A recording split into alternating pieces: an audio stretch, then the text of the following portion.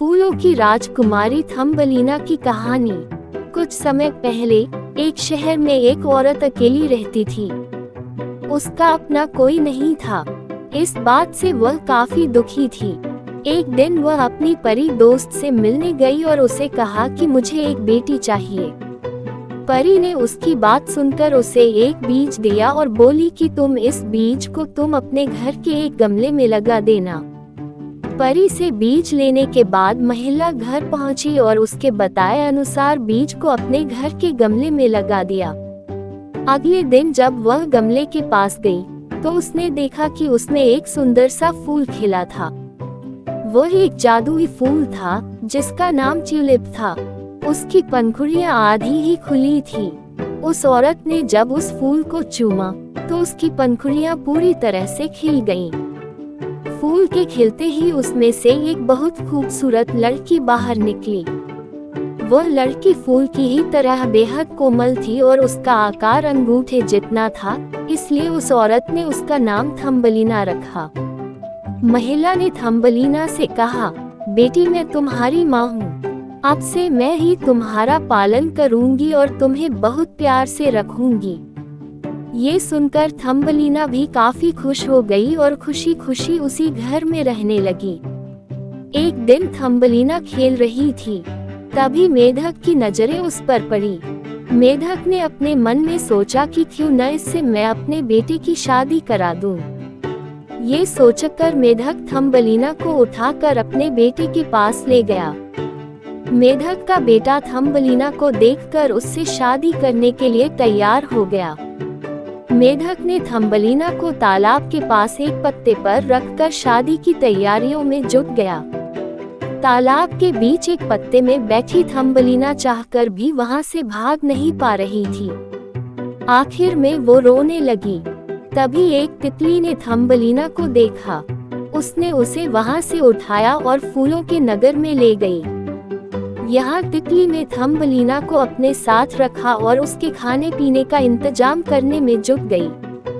तभी एक झींगुर की नजर थम्बलीना पर पड़ी। वह भी उसकी खूबसूरती देखकर उसका कायल हो गया। वह थम्बलीना को अपने दिल की बात बताने पहुंचा।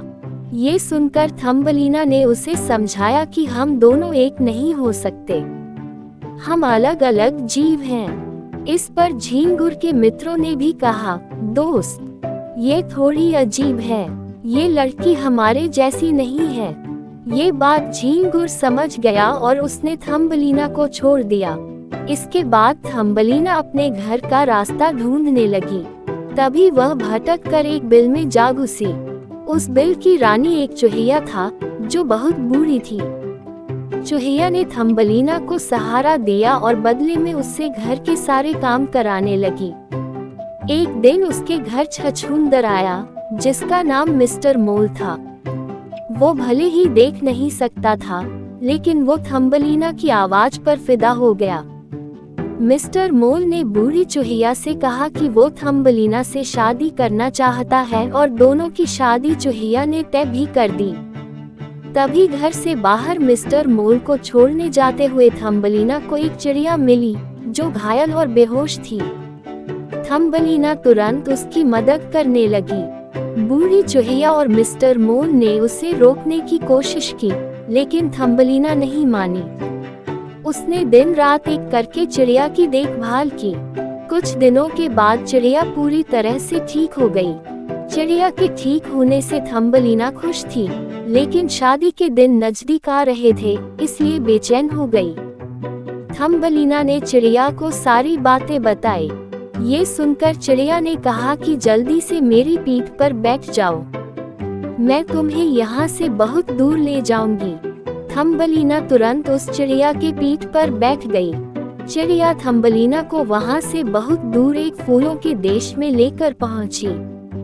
यहाँ फूलों के राजकुमार की नजर थम्बलीना पर पड़ी। राजकुमार ने उसे देखते ही पूछा, क्या तुम मुझसे शादी करके यहाँ की रानी बनोगी? थम्बलीना को कुछ समझ नहीं आ रहा था। तभी चिड़िया वहाँ पहुँची और उसने बताया कि ये फूलों के राजकुमार हैं और अच्छे दिल के इंसान हैं। ये सुनकर थम्बलीना ने शादी के लिए हाँ कर दी। शादी के बाद थम्बलीना को फूलों के देश से पंख भी मिल गई और थम्बलीना फूलों की राजकुमारी कहलाने लगी। कहानी से सीख। इस कहानी से हमें ये सीख मिलती है कि हमें हमेशा दूसरों का भला करना चाहिए।